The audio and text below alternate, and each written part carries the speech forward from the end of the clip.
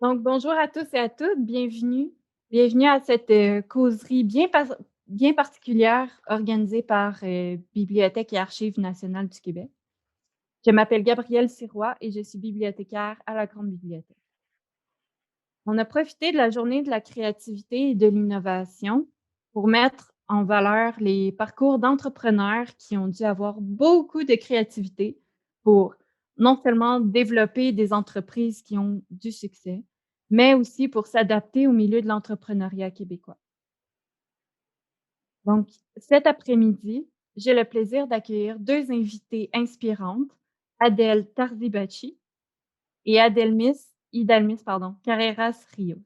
Merci d'être avec nous aujourd'hui et de partager vos expériences personnelles. Merci à vous. Donc, on va parler d'immigration et d'intégration, car non seulement vous êtes passé par là personnellement, mais vous travaillez tous les jours avec des immigrants qui viennent d'arriver au Québec. Donc, c'est une réalité que vous connaissez très bien. Ensuite, on va parler surtout des défis, des embûches et des victoires vécues en affaires. Et finalement, peut-être que nos invités auront des conseils à prodiguer aux futurs entrepreneurs qui nous écoutent aujourd'hui. Mais parlons d'abord de vos entreprises. J'aimerais commencer avec vous, Adèle. Vous avez mis sur pied le service de traiteur Les Filles Fatouches à Montréal et vous avez déjà fait des apparitions médiatiques, notamment dans une émission Curieux Bégin qui abordait les délices du Moyen-Orient, avec Marina Orsini et plusieurs autres collaborations avec Radio-Canada. Ouais. Donc, c'est assez impressionnant pour une compagnie qui a été fondée en 2017 seulement de recevoir cette attention-là. Hem, D'abord, pouvez-vous nous faire un portrait de Les Filles Fatouches et comment votre entreprise se distingue des autres services de traiteurs à Montréal? Oui, en effet, on a commencé l'entreprise en 2017. On a trouvé que à cette époque-là, il y a 4 ans à peu près, il y avait une grande vague des réfugiés syriens qui ont été obligés de quitter la Syrie à cause de la guerre et il prend le Canada comme une destination, comme le Montréal comme une nouvelle vie où ils vont s'installer. Donc, c'était la grande vague l'arrivage de réfugiés syriens. Et les Syriens, ils ont, les femmes surtout, elles ont le talent culinaire. Donc, on voulait mettre la lumière sur cet talent culinaire dans les femmes syriennes. On a décidé de créer une entreprise avec une mission sociale en donnant de l'emploi à ces femmes-là, en leur donnant la chance de sortir de leur isolement, de sortir de leur maison et d'avoir la première expérience du travail au Canada, dans un milieu ou un endroit ou un travail qu'elle aime faire. Donc, c'est un service traiteur. On l'a créé en 2017 et on avait des commandes quotidiennes pour les entreprises, pour les événements, pour les petits mariages, pour toutes sortes d'événements, en effet, pour petits, grands groupes, pour les pique-niques, les boîtes à lunch corporatives, donc tout ça.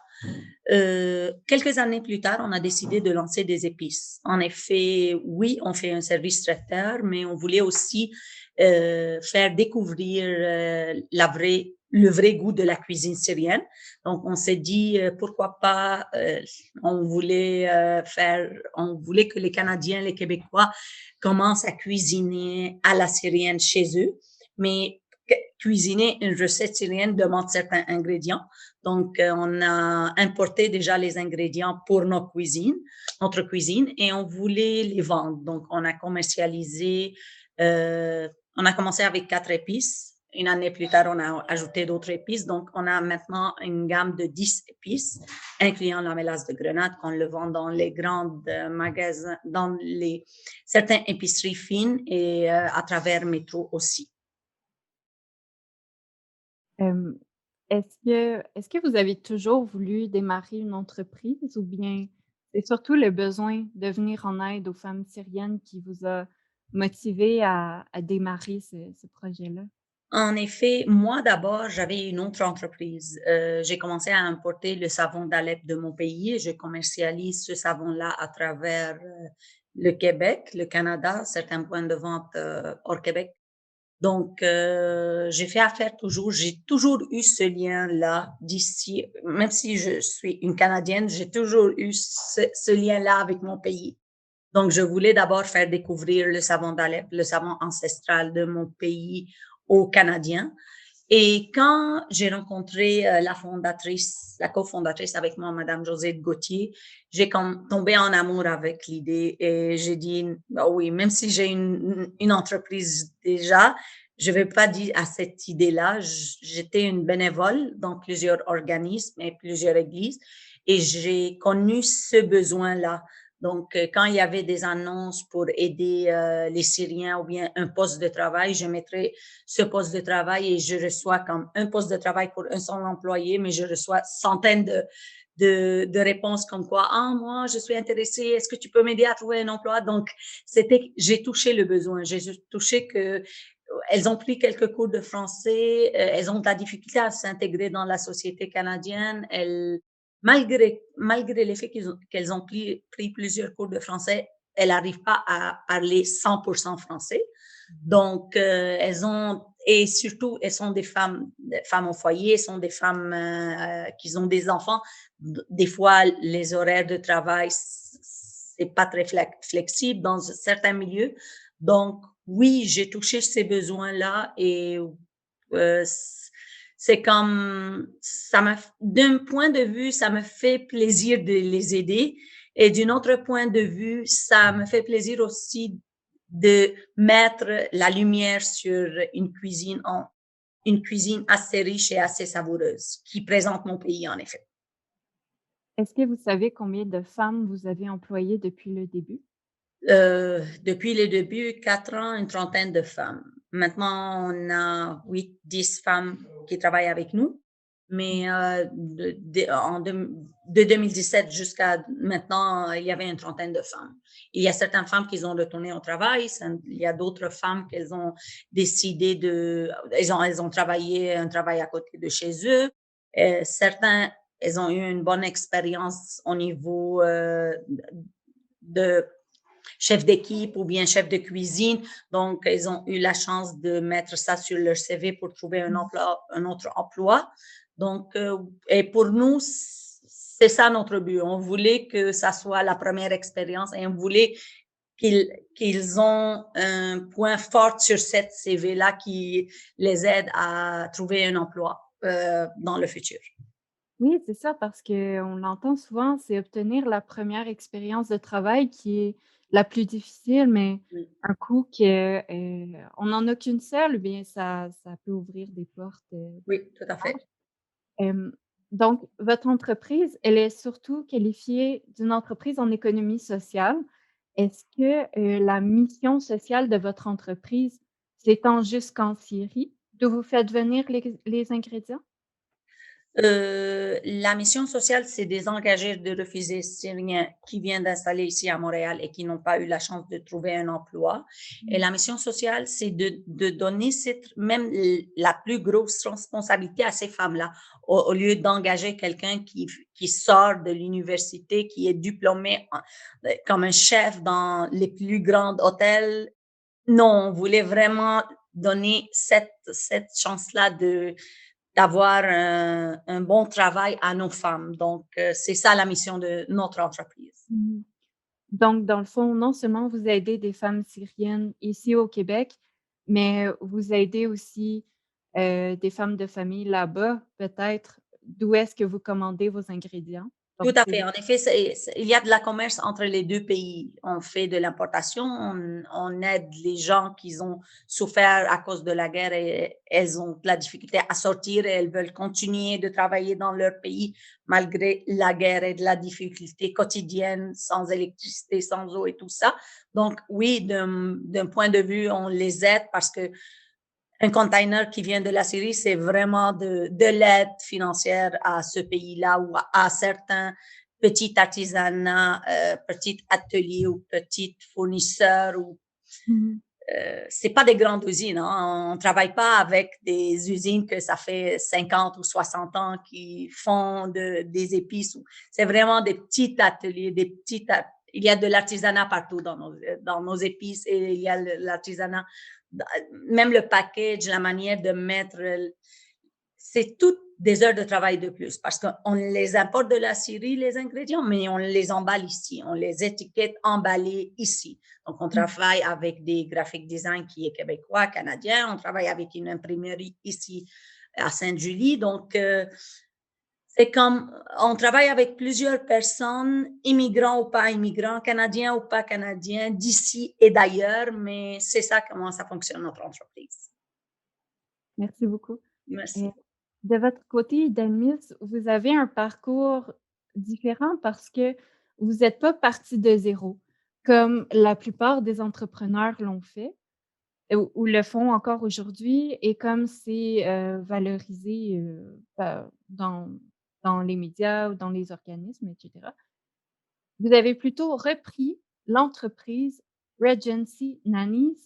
D'abord, est-ce que vous pouvez nous expliquer quel genre d'agence est Regency Nannies? Et Regency Nanny, c'est une agence de recrutement qui se spécialise dans les aides familiales résidentes. Et disons qu'à Montréal, mais je pense que cette expérience pourrait s'appliquer aussi au reste du Canada. Et les femmes qui aident, les mamans qui sont professionnelles, comme quelques médecins, avocates, etc., et sont surtout issues de la communauté immigrante. Et, je pense que socialement, avec une évolution de la femme vers le marché du travail, mais aussi vers la connaissance, si on peut le voir dans la télé, les femmes, si on est arrivé on atteint les plus grands postes, même dans la politique du pays, etc. Mais disons que la contrepartie de tout ça, c'est qu'en tant que femme, on a moins de temps et peut-être pour toutes les tâches ménagères.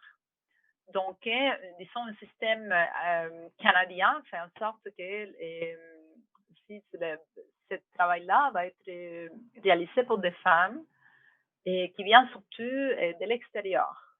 Et, les parcours les plus courants, c'est que ces personnes vont bénéficier d'un programme d'immigration qui leur est dédié. Ça veut dire on peut venir avec sur un permis de travail de 24 mois au Canada et pour travailler pour une famille. Puis je pense que le programme, c'est d'une manière la reconnaissance du gouvernement qu'il y a une grande pénurie de main-d'œuvre dans ce domaine, cette familiale. Et donc, ces femmes vont arriver, à un certain moment, vont cheminer de la résidence temporaire et vers la résidence permanente. Ils vont devenir canadiens. Puis, de manière curieuse, et si c'est pas avec cette évolution-là du point de vue de l'immigration qui vont laisser ce travail. Et bien au contraire, ils continuent à être nous. Il faut dire que c'est aussi un emploi qui est quand même bien rémunéré. Donc, évidemment, ça peut être un élément positif. Mais je pense que ce sont des femmes aussi qui accordent une grande importance au travail à la maison et au travail à l'égard des enfants, etc., que ça soit pas seulement relié à l'éducation des enfants et à la maison, mais aussi à son bien-être. Donc, ça veut dire s'assurer qu'ils mangent de manière appropriée, qu'ils gardent une hygiène appropriée, etc. Donc, c'est un travail que normalement la maman au foyer est réalisé. Puis maintenant, si cette maman n'est pas là parce qu'elle est une médecin spécialiste, etc., mais il faut bien que quelqu'un, et parfois, hein, pas tout le temps, mais que parfois prenne sa place. Donc, mon agence vient en fait jumeler, et c'est bien jumeler des personnes, les familles, les mamans qui sont professionnelles avec les travailleuses. Et bon, il y a un aspect évidemment ressources humaines, parce qu'il faut bien, et pour faire le jumelage, mais il faut bien trouver le bon match, qu'on dit, même si c'est un anglicisme. Mais ça veut dire le monde, il faut qu'il s'aime, le monde, il faut qu'il y ait une espèce de même rythme, une éthique de travail partagée pour que ça puisse fonctionner cette équipe qui en général est formée des parents et nous, aux aides familiales et les enfants aussi. Donc, c'est ça qui fait mon agence. C'est, comme je disais, il y a un aspect ressources humaines, Mais évidemment, comme ils sont des étrangères en général, mais il y a un aspect aussi immigration. Comme je suis avocate, mais évidemment, je suis dans une belle place pour pouvoir réaliser ce travail. Je pense que le fait que je suis immigrante me laisse aussi dans une belle place pour faire, j'appelle ça faire la traduction culturelle entre les familles canadiennes et les travailleuses. Et moi, je pense, vous me dites qu'est-ce qui pourrait être, être différent dans le travail que je fais comme agence, c'est qu'on veut comme agence croire qu'on est vraiment, on est là pour défendre aussi les droits des travailleuses, ce qui n'est pas toujours le cas. Et si je sais que par exemple, j'ai des grandes, en général, mes travailleuses viennent de Philippines. Donc déjà, en étant anglophone, par exemple, tout ce qui est l'intégration au Québec, les ressources difficiles parce que bon, il y a la barrière de la langue, mais aussi la barrière de la culture, de la compréhension d'un pays qui est nordique, etc., qui mange différent, qui croit différent aussi. Et donc, ils ont besoin vraiment d'aide pour s'intégrer.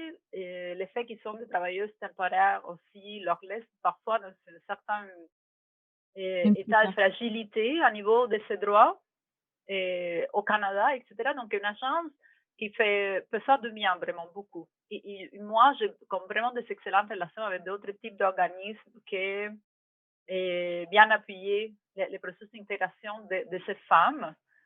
Et en tout cas, c'est ma fierté en fait qu'en tant qu'agence, plutôt que participer dans une certaine exploitation qui pourrait parfois se voir, j'essaie vraiment de faire le contraire. C'est de défendre les droits des travailleuses, mais aussi un peu comme de les expliquer comment ça fonctionne chez nous pour améliorer ses chances de réussite.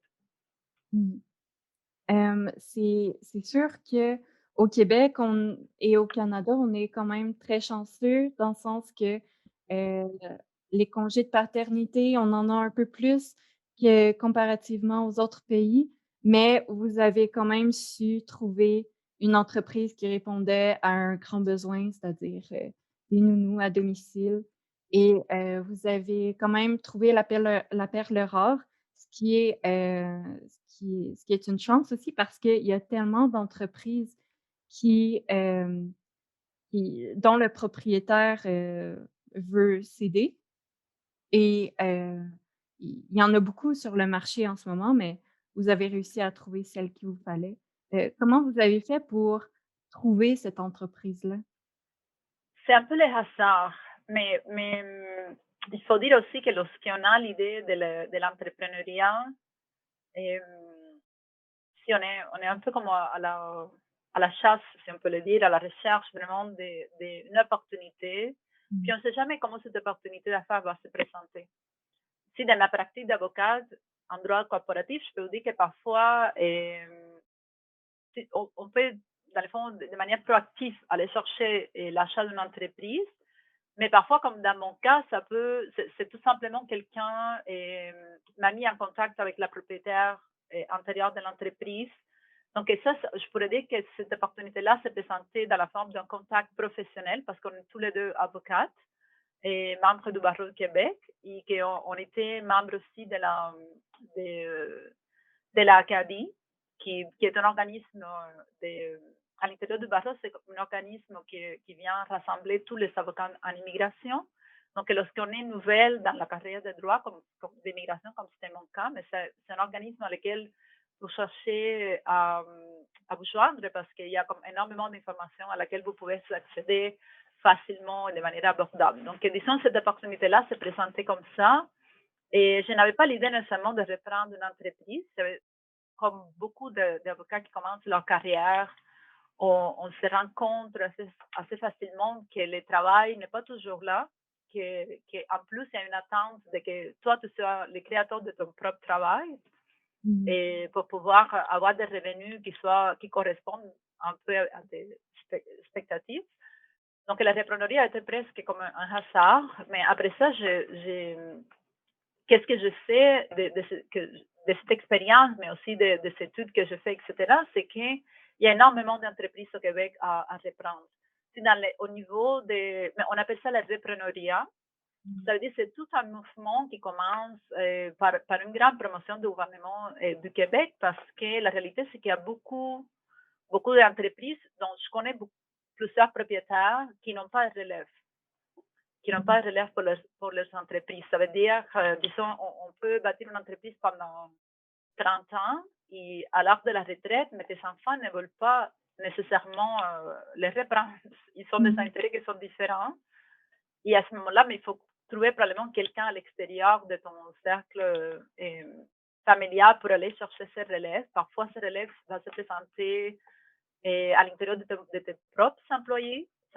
C'est bien connu un mouvement en Amérique du Nord, je pense que c'est même aux États-Unis, où si les employés vont dans une espèce de coopérative reprendre l'entreprise du propriétaire. Et les formes sont multiples, mais l'idée c'est la même, c'est que la relève d'une entreprise n'est pas si facile à trouver, surtout dans un contexte comme dans l'Amérique du Nord, comme par exemple au Canada. À peu près 80 ou 85% des entreprises sont petites, sont entre 0 et 10 employés. Donc, ça demande beaucoup de propriétaires au niveau de la gestion, etc., administrative. C'est plutôt comme une question d'amour. Il faut reprendre l'entreprise parce que tu aimes qu'est-ce que tu fais, etc. Donc, je peux vous dire qu'il y a énormément de potentiel pour l'entrepreneuriat et disons, à l'intérieur de ce volet-là, qu'on appelle repreneuriat. Ça veut dire qu'on trouve une entreprise qui cherche preneur d'une certaine manière, puis on s'arrange pour compenser les propriétaires pour ce qu'il a bâti, puis pour continuer à bâtir l'entreprise pour un avenir. Et ça, des entreprises en vente, on peut trouver des sites web vraiment dédiés à ça, mais aussi en réseautant avec le plus de gens possible dans son domaine, bien entendu. Donc, Absolument. abordons maintenant vos expériences avec l'immigration. Adèle, votre objectif est de faciliter l'intégration des femmes d'origine syrienne. Donc, vous connaissez très bien la réalité de l'immigration au Québec, mais pouvez-vous nous en dire un peu plus sur votre expérience personnelle? Oui, en effet, à certains âges, les immigrants ont de la difficulté à recommencer du zéro.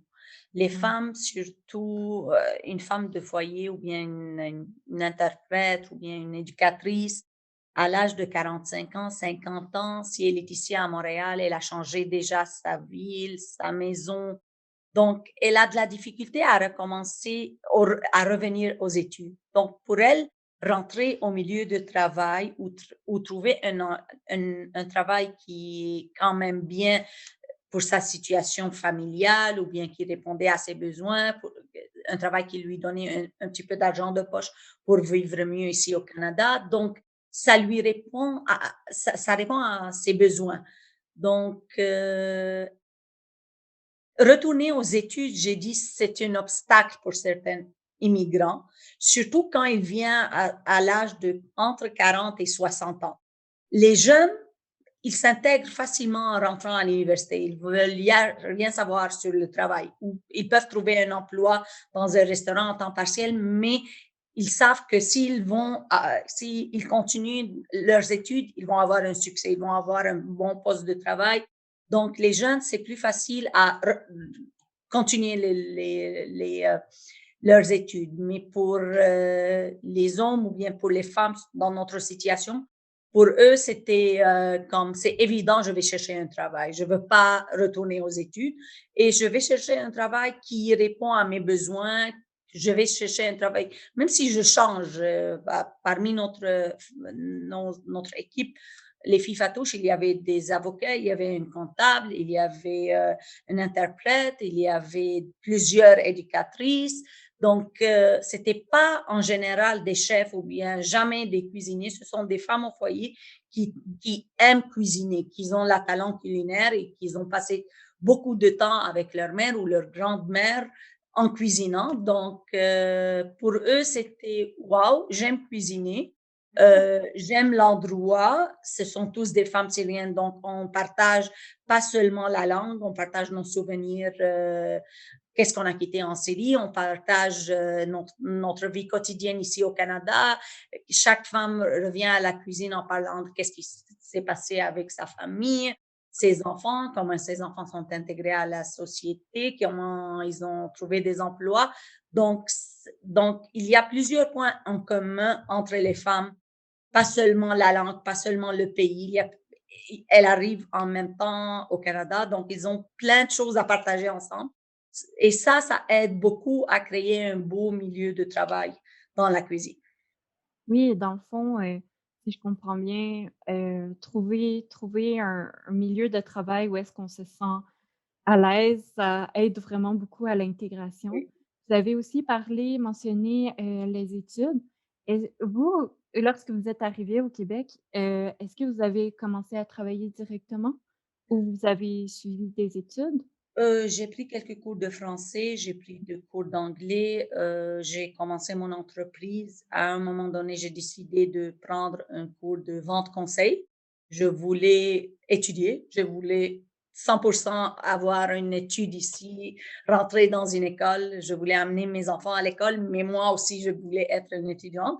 Donc, j'ai pris un cours de DEP vente conseil à l'école MICA à l'Est de Montréal. Et c'est ça. Ça a dû quand même vous mettre à l'aise avec le système, d'entrepreneuriat au Québec aussi, c'est-à-dire comment avoir accès à des ressources en affaires qui sont parfois très coûteuses et qui sont, accessibles seulement à l'université ou au cégep. Vous avez sans doute appris, heu, tous les rouages, c'est ça, de la recherche en affaires, grâce à vos cours. Oui, en effet, le cours de MICA, ça a ouvert mes horizons. Donc, c'est un cours qui me plaît beaucoup, la vente conseil, et rencontrer quelqu'un qui a un beau bagage, des enseignants que, qu'ils ont vraiment une bonne connaissance au niveau de vente, les skills et tous ces petits trucs-là. Donc, oui, ça m'a aidé comme un des exemples que j'ai vécu et j'ai toujours pensé à cette expérience-là. Une fois, il y avait un projet de aller regarder comment un produit est présenté dans une vitrine, dans un centre d'achat. On passe dans le centre d'achat tout de suite, on regarde la vitrine, mais on regarde pas en détail c'est quoi le but de mettre ça, comment ils veulent présenter le produit. Donc, c'est quelque chose qu'on le voit évidemment chaque jour, mais sans rentrer en détail de la vente, dans juste la vitrine. Donc, c'était un de nos projets et je me souviens, waouh, j'ai appris quelque chose qui m'intéresse. C'est ces tout petits détails-là qui sont tous calculés à la fin. Et c'est ça, les études et l'intégration et savoir comment ça fonctionne. Oui, tout à fait, parce que, c'est pas si simple créer une entreprise, n'est-ce pas? Ouais. Hem, Idalmis, quant à vous, grâce à votre agence et votre expertise, vous en savez aussi beaucoup sur le processus d'immigration. Mais vous, comment est-ce que vous l'avez vécu personnellement? Mais je pense que si on parle d'immigration, comme a bien dit Adèle, il y a l'immigration elle-même, donc tout le processus qui est parfois ardu, hein, Mmh. et pour pouvoir arriver. Donc ça, c'est comme, puis une fois qu'on est arrivé, on se rend compte que ça, c'est vraiment juste le début. C'est comme la pointe de iceberg. Et ça veut dire qu'après l'intégration, le véritable, c'est la preuve de feu. C'est la véritable preuve, l'intégration. Et je peux imaginer que cette intégration-là se vit de manière différente parce que tout simplement, que, si l'intégration pour moi a été intéressante personnellement parce que pour la première fois, j'ai eu comme une conscience de mon identité. Je ne pense pas qu'avant je réfléchissais à ça parce que j'habitais tout simplement entre Cubains, comme je viens de Cuba. Et puis qu'évidemment, tout ce qui était étrangère était étrangère, pas seulement parce que ça venait d'ailleurs, mais parce que c'était différent. Mais c'était tout assez théorique. Maintenant, lorsque c'est le moment, comme par exemple, moi, je connaissais le Canada beaucoup avant de venir. Mais même ça, j'ai eu une grande surprise et lorsque il a fallu que je m'intègre. Évidemment, ça a été un processus que je dis ça peut avoir duré comme presque 5 ans pour moi arriver à me sentir à l'aise. Et c'est clair que moi, j'avais grandi pas seulement dans un pays différent, qui est l'équivalent, mais avec un système social qui est différent. Si c'est un pays communiste, donc évidemment, ça, c'est pas mon choix, mais disons, tu es né là, puis c'est une réalité de vie qui est vraiment, vraiment différente. Donc, je pense que mon intégration, probablement, je l'ai vécue de manière un peu plus traumatisante. Mais par exemple, moi, j'avais étudié autant le français que l'anglais. C'était loin d'être comme, de leur parler couramment, les deux langues. Mais il y avait déjà un début. Et ma langue première, l'espagnol. Et j'ai tout de suite, assez vite, vraiment trouvé beaucoup d'affinités pour le français au niveau de la lecture, par exemple, qui est vraiment une passion. Moi, maintenant, après que j'ai étudié en droit pendant 4 ans, puis que j'ai lu énormément de livres de droit, disons que c'est un plaisir que je reprends tranquillement maintenant, en ce moment. Mais disons, la lecture, je me rappelle très bien avoir réalisé que le français, ça ne me posait pas, la lecture en français des romans, etc., ça ne me posait pas grand défi parce que la structure de la langue, etc., était quand même assez semblable. Maintenant, je vis par exemple comment mes clients qui sont surtout anglophones, et c'est vraiment difficile pour eux d'accepter, premièrement, de devoir apprendre une deuxième langue.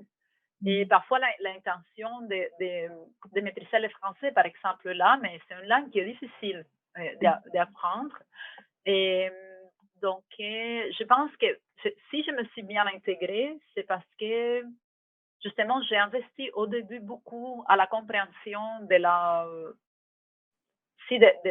ce pays qui est le Canada, mais aussi la culture québécoise. Et je me suis gardée quand même éloignée de ma propre communauté au niveau du travail, etc. Mais bon, la connaissance de langue, probablement, ça facilite ça aussi. Donc, d'une certaine manière, je me suis trouvée que je comprenais bien comment ça se passait, tel que disait Adèle. Donc, je pense que c'est un conseil que j'aurais pour tout le monde, pour quelqu'un qui vient d'arriver. Il faut investir dans la connaissance de ton nouveau pays. Et il faut essayer de te sortir de ta propre communauté, seulement de ta famille, qui évidemment est ton support le plus immédiat, pour aller vers ces personnes qui sont différentes. Il faut faire cet effort parce que cet effort n'est pas naturel, du tout, mais du tout.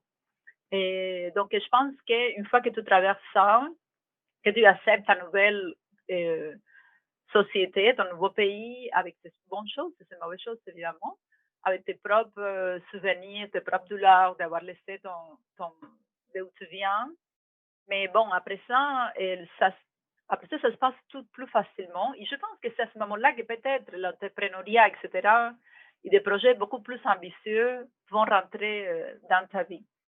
Mais tout à fait, je dis, l'immigration, c'est vraiment un processus difficile, il n'y a aucun doute. Je pense que seulement un immigrant peut comprendre qu'est-ce que ça veut dire immigration. Puis évidemment, ça va beaucoup, beaucoup plus loin qu'un simple changement de pays, des changements de langue de travail. Mais bon, on peut réussir. Je sens que je réussis. Puis j'ai eu beaucoup de fun aussi c'est beaucoup de plaisir dans le processus. Il faut vivre ça essayer de le vivre avec plaisir. Et je suis d'accord aussi avec Adèle que très probablement aller à l'école, c'est vraiment une bonne, même si c'est un cours. Par exemple, dans mon cas, j'ai fait passer tous les baccalauréats, je l'ai fait ici. J'ai commencé à 36 ans. Et donc, évidemment, pour moi, comme je dis toujours, je suis jeune en droit, mais pas dans la vie. Puis ça aussi a été super intéressant, de retourner à l'école, etc. Mais j'ai vu que l'école aussi, c'est pas donné à tout le monde. Aussi, dans mon cas, je n'avais pas des enfants. Et évidemment, si tu as une famille à faire vivre, probablement que tu n'as pas nécessairement les droits, les choix d'aller à l'école comme moi, je l'ai fait. Donc, dans ce sens, je me sens vraiment très chanceuse. Mais sinon, un petit cours, par exemple, comme celle dont parlait Adèle, ça peut faire la différence. Ça l'aide aussi à comprendre à l'autre, à être plus heureuse, à partager. Je pense que si tu vois que tout le monde, si le processus d'immigration est difficile pour nous tous, je pense que c'est important de comparer ta propre expérience à celle des autres. Comme ça, parfois, tu te sens conforté. Si tu restes à l'intérieur de ta propre expérience seulement, de ton propre douleur, de tes propres... mais c'est moins plaisible. Si ça se fait avec plus de travail, peut-être. aussi en partageant cet défi, nous tous, je veux dire, nous tous, tous les immigrants que tu rencontres tout le temps au Canada, parce que c'est ça qui est merveilleux, qui viennent de partout ailleurs. Mais ça se passe plus facilement, le processus de t'intégrer, que pour moi, c'est le grand défi. Je pense que c'est ça qui est conclusif. C'est quand même assez difficile de traverser de manière exiteuse aussi. Oui, c'est ça. Juste l'immigration est un défi tellement immense que, comparé à l'entrepreneuriat qui est aussi un défi immense. Donc, faire les 2 ensemble, c'est être immigrant et aussi se lancer en entrepreneuriat, ça peut être un vrai parcours à obstacles, ça c'est certain. J'aimerais vous demander à toutes les 2 quels ont été les défis, les embûches et les victoires vécues en affaires et que vous aimeriez partager avec nous? Par exemple, Adèle, importer des épices et des savons de la Syrie, ça doit pas toujours être simple, vu les conflits, la situation politique là-bas. Ouais. Heu, Ça, c'est juste un exemple qui me vient en tête, mais est-ce que vous pouvez renchérir là-dessus? Oui, en effet, l'importation est difficile, surtout quand on parle du Moyen-Orient, quand on parle de la Syrie en spécifique, là où il y a énormément de sanctions. Donc, il faut faire paperasse, il faut avoir des permis et tout ça. Donc, ça fait partie des obstacles que j'ai vécu durant ces dernières années-là. Et commercialiser, parce que si on importe un container au complet, ça veut dire on va investir énormément. Et dans l'entrepreneuriat, il faut toujours prendre des risques. Et ces risques-là, ça fait pas une tranquillité d'esprit, ça fait pas une vie comme simple. Oui, tu aimes investir, oui, tu vas vendre partout tes épices, oui, tu vas investir énormément, mais quand même, c'est comme tout dans la vie. Il y a 50% chance tu gagnes et 50% chance tu perds. Donc, il faut être courageux, il faut avoir la passion, il faut aimer qu'est-ce qu'on fait et il faut être vigilant en même temps. Il faut calculer d'une manière, il faut calculer les pas et il faut calculer les dépenses. Donc, à toutes les manières, c'est difficile, mais je dis c'est difficile, mais avec la passion, ça revient amusant, ça revient plaisant. Donc, c'est comme les heures de travail, c'est pas calculé par heure. C'est jamais calculé par heure pour un entrepreneur, pour quelqu'un qui travaille pour sa propre entreprise, pour grandir sa propre entreprise. Donc, c'est du travail, c'est l'amour pour ce genre de travail. C'est un chemin, c'est un choix, en effet. J'ai choisi de ne pas être un employé salarié. J'ai choisi un chemin qui est plus difficile, plus dur, mais pour moi, ça me plaît, ce chemin-là. Donc, pour d'autres personnes, être un employé salarié, je ferme la pharmacie ou bien je ferme et j'ai le tête tranquille, je vis sans stress. C'est un choix. Ça, c'est bon et ça, c'est bon, mais il y a toujours des défis, il y a toujours des obstacles quand on est un entrepreneur et quand on travaille pour notre propre entreprise. Oui, mais quand le défi est plus grand, la récompense l'est tout autant. Dans le Oui, sens que lorsqu'on réussit à vendre notre conteneur d'épices, ça doit être vraiment une grande victoire. oui, tout à fait, tout à fait. C'est comme c'est bonheur, le plus l'adjectif le plus approprié, c'est vraiment le bonheur. Ouais. Et donc c'est sûr que, on vit beaucoup d'embûches, d'obstacles et cetera. Est-ce que vous avez eu, la est-ce que vous avez eu recours à des programmes gouvernementaux ou bien peut-être demander conseil à des mentors? Nous, de notre part, oui, on fait affaire avec CIBIM. Donc, on a des aides, des conseillers qui peuvent nous aider, des conseillers qui peuvent nous transmettre à d'autres personnels qui peuvent nous aider dans un domaine en particulier, les achats des équipements, par exemple, la vente, euh, des clients potentiels. Oui, on a eu sûrement cette année-là, on a eu plus de temps pour chercher si on peut avoir de l'aide à cause de la pandémie, en effet. Ça, c'est un point positif avec tout ce qui se passe. Donc, on a eu plus de temps pour regarder qu'est-ce qu'il y a alentour de nous. Oui, d'ailleurs, j'aimerais, qu'on en parle un peu plus tard, là. Je l'ai gardé en réserve, cette thématique-là de la fameuse pandémie. Je vais vous demander ensuite qu'est-ce que ça a changé dans votre quotidien, dans vos entreprises. Mais, pour vous, Idalmis, gérer les demandes d'immigration et les contrats de travail des nounous de partout dans le monde, ça doit être vraiment un grand casse-tête au niveau légal. En effet, il y a plusieurs aspects chez les nounous, autant que chez les familles, qu'on doit surveiller pour éviter les conflits. On peut imaginer que la gestion des risques doit occuper une bonne partie de votre temps aussi. Euh, c'est une bonne question à laquelle je n'avais pas réfléchi. Moi, pour dire la vérité, je ne travaille pas dans les domaines les plus à risque. Et Mmh. au niveau, si on tient compte du droit, par exemple, parce que je fais affaire au niveau des familles, par exemple, qui sont mes clients dans le sens qui sont ceux qui vont financer normalement les processus d'immigration. OK.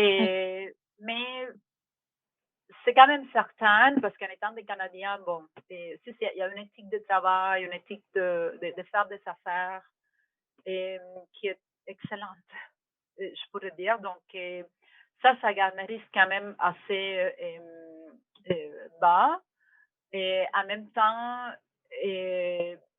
ça ne veut pas dire que toujours disons comme ça, les jumelages, mais j'aime ça les matchs parce que ça me donne une idée que ça va vite. Et en même temps, c'est d'accord que ce n'est pas toujours, c'est pas une science, et les ressources humaines. Donc, par exemple, personne peut investir, puis les matchs pourraient parfois ne pas fonctionner, malgré que je peux vous assurer que la plupart des temps, c'est satisfaisant dans le sens que tout le monde s'aime, puis tout le monde s'aide. Et donc, à ce moment-là, une belle manière de réduire le risque, c'est en faisant beaucoup de médiation. Et vous avez raison de dire qu'entre deux clientèles, parce qu'en fait, les deux sont mes clientes, autant les familles que les travailleuses, et qui sont, comme je dis, ça peut être différent, pas seulement au niveau de la langue, mais au niveau de la culture, et au niveau des moyens économiques ou de la position qu'ils vont avoir dans la société. Canadienne, il y a comme une espèce de traduction à faire des deux côtés. Et ça fait que très souvent, pour éviter les conflits, puis donc la défiance de mon service, hein, c'est justement ça un service, mais je fais beaucoup de la médiatrice. Mais comme je le fais de bonne foi, ça fonctionne très bien. Ça fonctionne vraiment très bien. Parce qu'à à la fin, ce qui est important, c'est que la famille canadienne arrive à avoir son service, arrive à avoir sa travailleuse, puis on aime tous, je pense que même la famille canadienne, que la travailleuse aussi soit heureuse, si qu'elle ne soit pas là juste parce qu'elle a un intérêt de rester au Canada pour l'immigration, etc. Donc oui, il y a beaucoup de approches à faire, comme par exemple, le droit du travail doit s'appliquer, il n'y a aucune doute. Donc, un des services après-vente que je donne à ma famille, c'est que pendant toute l'année, ils peuvent m'appeler au téléphone si ça ne leur coûte rien, en disant que c'est déjà inclus dans le forfait. Quand même, ils parlent un avocat, donc quelqu'un qui est bien placé pour leur conseiller de manière appropriée sur les changements ou l'application du droit du travail. Puis comme c'est une relation employeur-employé qui est particulière, parce qu'à la fin, c'est une maison. Mais bon, on n'est pas nécessairement certain tout le temps comment ce droit-là va s'appliquer.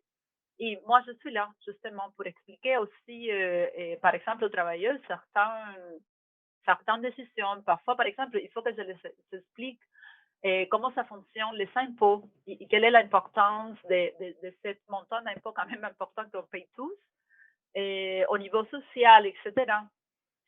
Donc, Mmh. oui, non, ce n'est pas particulièrement risqué, mais ça prend beaucoup de travail.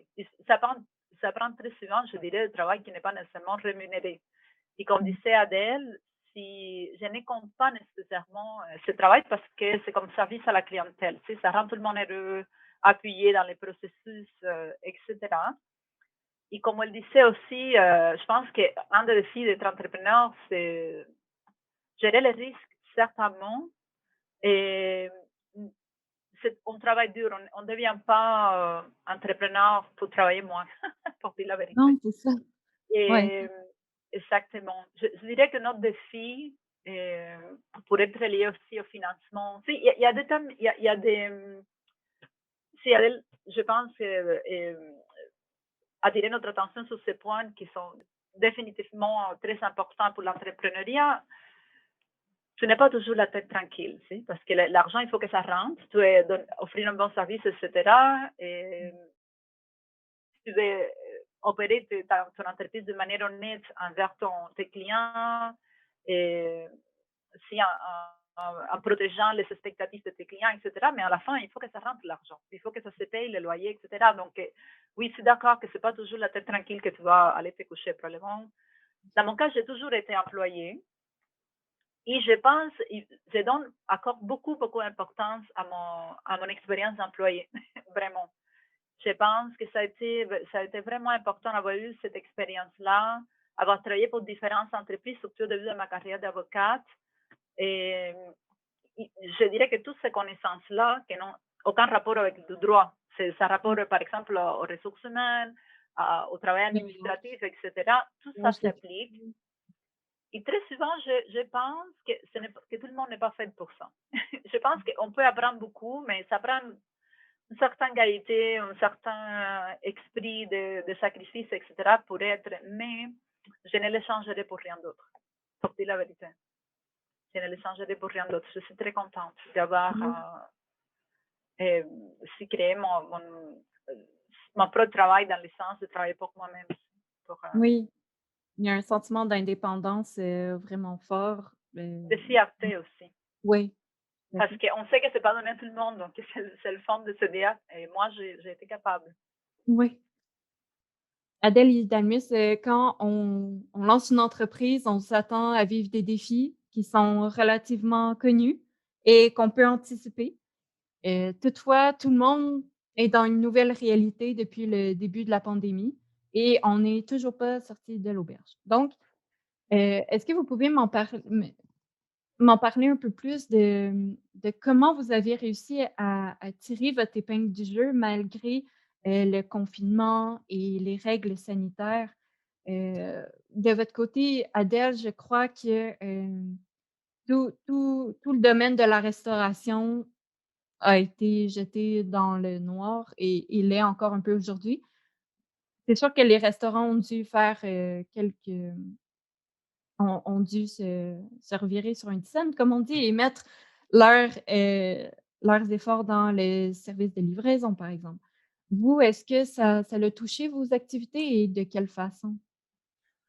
Ça l'a touché énormément. Avant, on faisait des repas minimum pour 20 personnes. Maximum, ça peut être 100, 200, 300. Donc, c'était des gros plats pour la livraison. On est rendu au début de la pandémie, on faisait des services traiteurs livrés à domicile. Donc, on est rendu à livrer et à cuisiner des petites portions de une personne, deux personnes, trois personnes, ça c'est le max. Et on a accepté toutes les commandes, peu importe petites ou grandes, donc livré à l'ouest de l'île pour deux personnes, une petite commande, ou livré à l'est de l'île pour une personne. On a accepté d'abord ce genre de contrat et après on a décidé que c'est pas fait pour nous. On a changé notre modèle d'affaires. On a eu la chance de travailler avec Loufa, la ferme Loufa.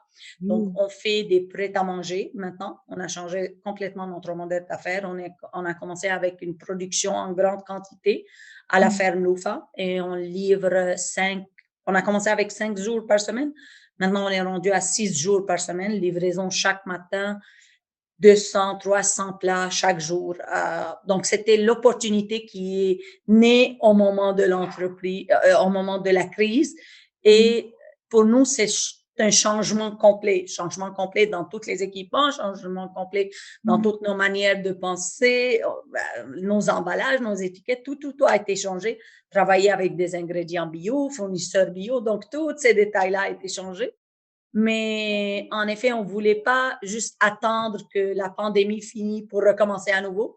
On voulait s'embarquer dans le bateau et continuer à avancer malgré tout ce qui se passe. Oui, c'est ça, parce que dans le fond, quand on fait des changements dans son entreprise, d'habitude, on prend le temps de faire une étude de marché, Oui. de voir s'il y a un besoin, de faire des études. Est-ce qu'on a des clients si on fait ci, ça? Tandis que là, pas le choix, c'est, qu'est-ce C'est qu'on dit au l'offre qui était sur la table, il faut juste seulement le prendre ou le lâcher. Mmh. Et sinon, est-ce que ça vous convient ce modèle d'affaires-là? Est-ce que vous pensez peut-être le garder Euh, même lorsque la on aime, compagnie est complètement ce de qui nous encourage, c'est d'avoir toujours le marché Jean Talon parce qu'on aime le contact humain, on aime rencontrer nos clients, on aime travailler avec des petites finitions, chaque plat est décoré, et avoir des variétés des plats, pas cuisiner même plat 5 jours par semaine. Le service traiteur, c'est pas le prêt à manger. C'est deux manières différentes de la présentation. C'est le même repas, ça peut être le même repas, mais c'est une autre genre de préparation. Donc, les deux sont bonnes. On aime avoir la côté service à la clientèle avec nos clients et le marché Jean Talon, ça nous permet de rencontrer nos clients. On est ouvert à partir du mois de juin jusqu'à la fin du mois de septembre, là où on vendait tous nos produits et on vendait aussi nos épices. Et on va continuer avec la ferme Loufa. En effet, on est quand même, on aurait dû changer plusieurs accessoires et plusieurs équipements dans notre cuisine pour améliorer la production. Mmh. Mais il y a de la demande dans ce domaine-là. Et au niveau du savoir-faire, professionnel, est-ce que vous aviez toutes les ressources dans votre équipe pour, faire du prêt-à-manger ou est-ce que vous avez eu besoin de faire de nouvelles embauches? Non, on était, je, on n'a même pas eu le temps de s'informer ou d'avoir l'expérience. On a juste vécu l'expérience et on a eu l'expérience à Mmh. travers notre cuisine. Donc, Mmh. on voulait avoir des personnels qui peuvent nous aider. Donc, c'est pour ça qu'on a parlé avec le CIBIM. Donc, il y a certaines personnes ils étaient là pour nous aider à trouver les équipements. Mais en réalité, nous, on a réfléchi à une meilleure solution à travers, depuis le mois de septembre jusqu'à maintenant, on fait l'UFA chaque jour. Mais comment on l'a fait au mois de septembre, ça par rapport à comment on le fait aujourd'hui. Donc, on a Mmh. vécu une bonne expérience, on a vécu des hauts et des bas, on a vécu des erreurs dans les commandes et on a vécu des bons coups, des commentaires magnifiques. Donc, on a attrapé qu'est-ce qu'on a fait comme erreur grâce à nous, en effet. Oui, mais ça a dû être vraiment toute une épreuve. Ouais. De votre côté, Idalmis aussi, ça a pas dû être de tout repos, le confinement, les règles sanitaires, dans le sens que les frontières aussi avaient été fermées, je crois, pendant un moment, n'est-ce pas, si je me rappelle bien? Ça fait 1 an déjà de ça, mais Oui. est-ce que vous avez eu de la difficulté à recruter des nouvelles nounous qui venaient de l'international? C'est clair que si c'est la situation particulière de la pandémie n'est pas le meilleur milieu peut-être ou les plus favorables à l'immigration, puis c'est ça le cœur de notre business. Et par contre, si ça n'a jamais été empêché aux travailleurs d'arriver au Canada. OK. Et pourquoi? Parce que je pense que le gouvernement, autant provincial que fédéral, reconnaissent qu'il y a un phénomène de pénurie de main-d'œuvre Mmh. qui est systémique. Donc, ça nous a aidés. Ça aurait pu être le contraire. OK? Nous, en fait, le défi a plus de rapport maintenant, d'après moi, à la technologie, puis à un changement technologique que j'ai dû mettre en place, mais qui n'est pas encore réussi aujourd'hui dans mon entreprise, parce que, disons, dans la partie recrutement local, disons que l'entreprise a comme un marché recrutement local, donc recrutement de travailleuses qui sont déjà là au Canada. Et puis, il y a ce marché de recrutement à l'international. Bon, le recrutement local a presque tombé. Et il a tombé pas à cause de la demande des services, bien au contraire, mais bien parce que la pénurie des main-d'œuvre dans ces domaines est quand même importante. Mais disons que la même pénurie, c'est en général qui crée aussi l'opportunité pour une agence parce que tout simplement, vous êtes capable plus facilement, de manière plus efficace, de faire du monde, de se rencontrer. Mais au moment de la COVID, où tout le monde s'est renfermé chez eux, tout le monde avait peur des conséquences, de rencontrer, etc. Mais cette partie recrutement local a complètement tombé. Donc, aujourd'hui, ça ne s'est pas récupéré complètement, mais c'était intéressant pour moi d'avoir comme deux volets du même processus de recrutement avec deux marchés qui étaient complètement différents. Puis ça fait en sorte que je me suis vraiment bien en sortie de la COVID. Et de manière intéressante, le fait que le recrutement local des pays, j'espère que ça va peut-être retourner en arrière, mais ça a dépéri assez rapidement pendant les temps de COVID où on était tous renfermés. Mais a fait que la demande des personnes venant de l'extérieur, des travailleuses venant de l'extérieur a augmenté. Puis ça a quand même venu, c'est clair que ce ne sera pas peut-être l'année la plus profitable, mais ça a permis quand même passer à travers la tempête. Il faut dire aussi que, par exemple, probablement à différence de la réalité qu'Adèle nous raconte, nous, on est peu dans l'équipe, on n'est pas, donc ça a été quand même assez facilement de fermer les opérations pour un certain temps jusqu'à ce qu'on comprenne qu'est-ce qui s'est passé. Puis les coûts ne sont pas énormes parce que c'est une entreprise qui est basée surtout sur le savoir. Et vous comprenez, je peux imaginer cette différence si tu as une opération qui est productive où les machines sont là, ça coûte quand même de l'argent. Si les coûts fixes sont importants, ce n'est pas le cas dans une entreprise comme la mienne. Si ton coût le plus important sont les personnes, puis les personnes pouvaient rentrer chez eux puis attendre, puis surtout que le gouvernement nous donnait de l'aide.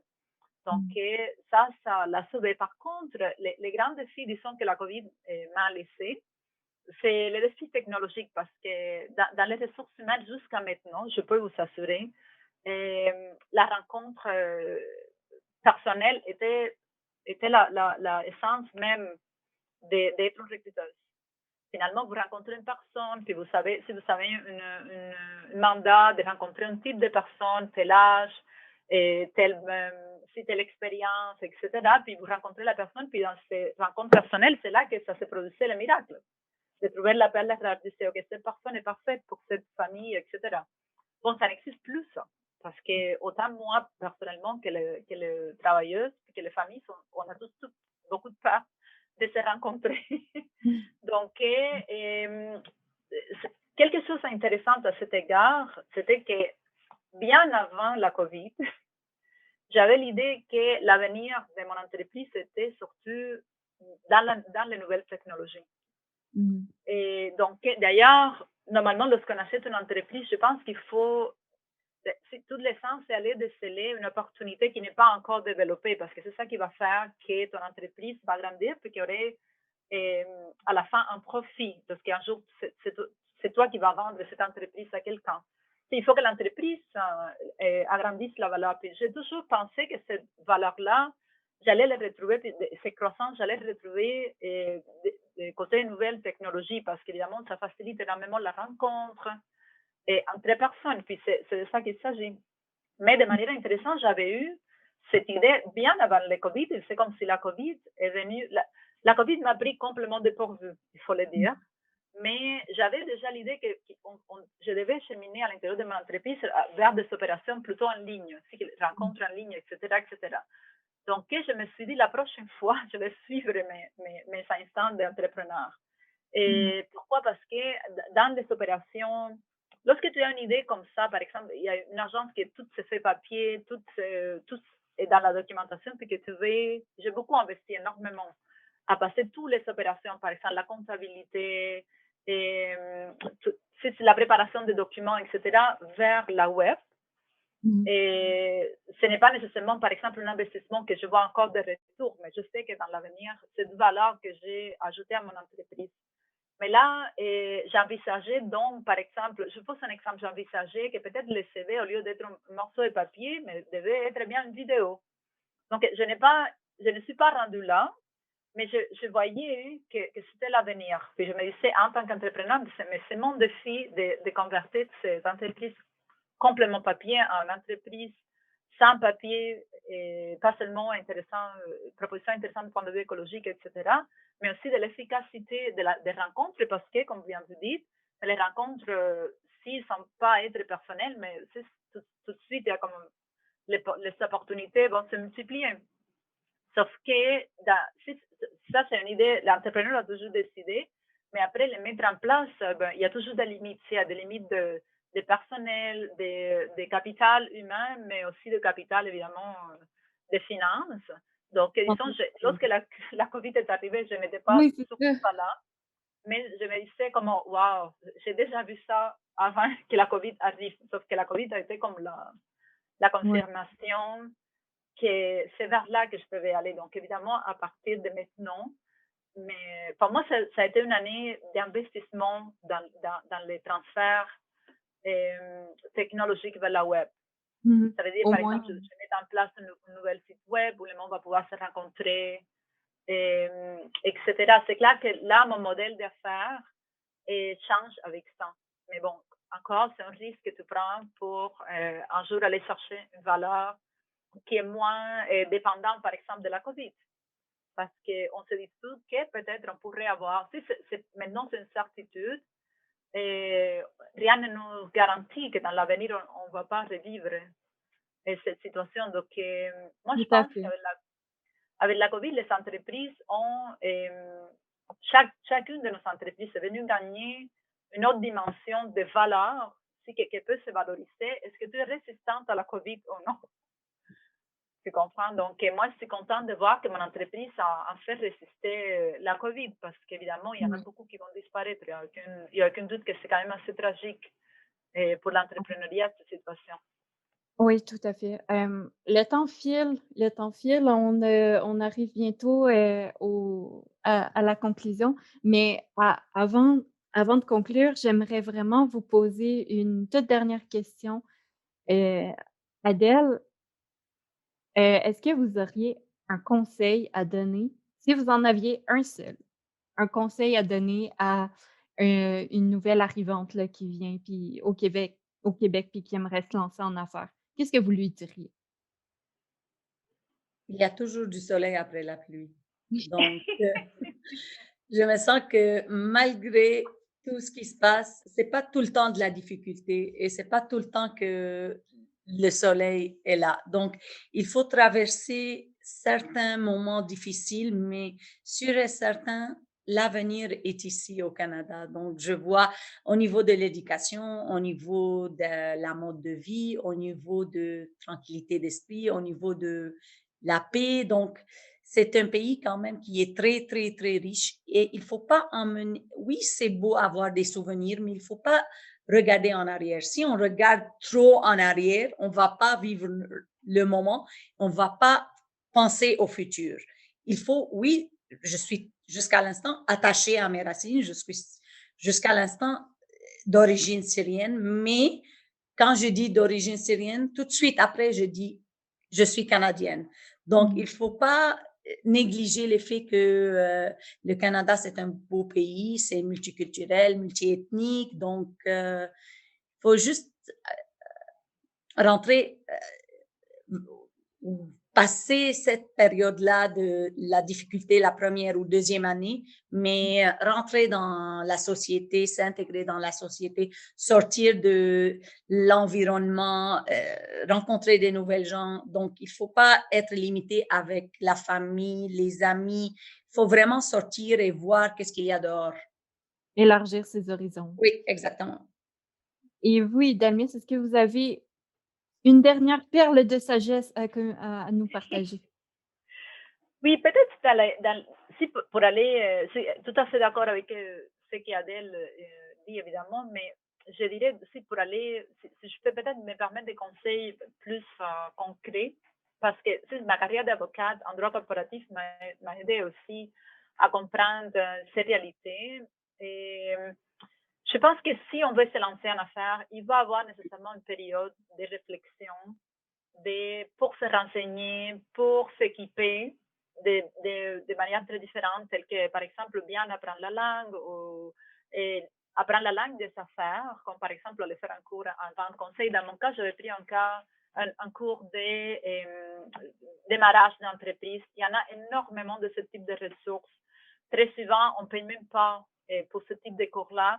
C'est vraiment une belle manière de partir en affaires, que ce soit pour reprendre une entreprise ou pour partir de zéro.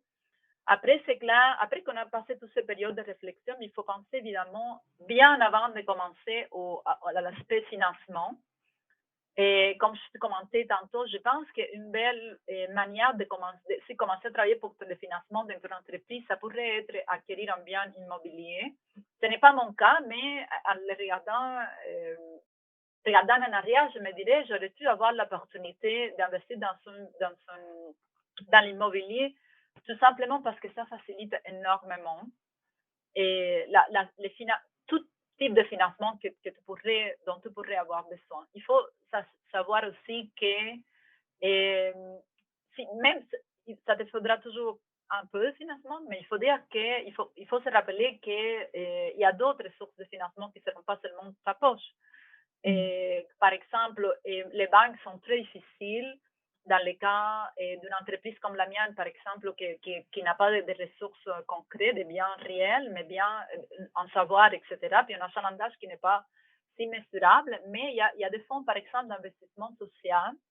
Et je peux, par exemple, mentionner Femmes et Sœurs, mais il y en a d'autres qui ressemblent à ça, qui vont aider, par exemple, les immigrants, qui t'offrent pas seulement des ressources financières, et sont des fonds sociaux dans le sens que leur idée, c'est aider les personnes sous-représentées sur le monde des affaires à partir en affaires, de que les femmes, les immigrantes, etc. Ça, c'est un bon ressource. Femmes et Sœurs, c'est un de ces ressources que je connais, mais il y a aussi Entreprise Montréal, par exemple. Et savoir que tu n'es pas toujours à partir de zéro, qu'il y a vraiment tout un mouvement de promotion de l'entrepreneuriat d'entreprise, puis que je pense comme avocate, je dirais, c'est probablement la manière à aller. Et si tu n'as pas énormément de financement, parce que dans ces cas-là, par exemple, ton ancien propriétaire peut devenir une source de financement. Évidemment, tout ça se fait avec l'aide de personnes appropriées, un avocat, et parfois le même fonds va t'aider dans la négociation avec la personne qui vend l'entreprise, etc. Donc, on n'est vraiment pas seul. C'est pour ça qu'au Canada, c'est vraiment impossible. Donc, pour ton financement, il faut bâtir un bon crédit, et il faut aller investir de manière qu'on puisse après être financé par les privés, mais aussi par ce type de fonds sociaux, parce que tout le monde s'attend que tu vas devoir investir de quoi dans ce processus. Oui, merci beaucoup d'avoir mentionné Femmes et Sœurs. D'ailleurs, c'est pas le seul organisme. Ce sont des organismes, bon, il y en a 3 ici, qui sont déjà venus à la Grande Bibliothèque donner des conférences, sur les études de marché, le financement, et cetera, et chez qui, vous pouvez vous instruire, aujourd'hui. Donc ce sont pas juste des sites, qui vous proposent des formations, mais aussi il y a beaucoup, beaucoup d'informations très utiles et concrètes sur le démarrage d'entreprise. Donc merci infiniment Adèle et Dalmis pour vos témoignages.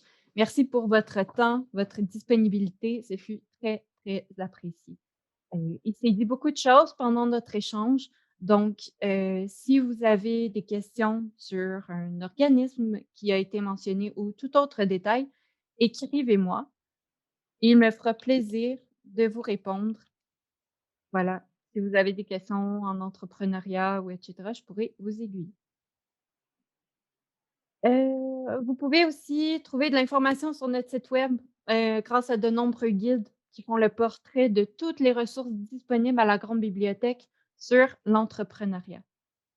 Donc voilà, c'était tout le temps qu'on avait aujourd'hui pour, ce sujet vraiment riche et intéressant et complexe. Aussi, beaucoup d'astuces ont été mentionnées. Vous pouvez donc retrouver toute la conférence sur notre compte YouTube si vous voulez la réécouter et elle sera disponible dans quelques jours. Donc, j'aimerais, souligner un commentaire qui a été, dit par, une participante et qui mentionne que vous êtes très inspirante. Donc merci beaucoup. J'en profite pour vous remercier encore. Merci aux participants d'avoir assisté à cette présentation et voilà. On vous retrouve pour une prochaine conférence. Restez à l'affût. Merci. Merci.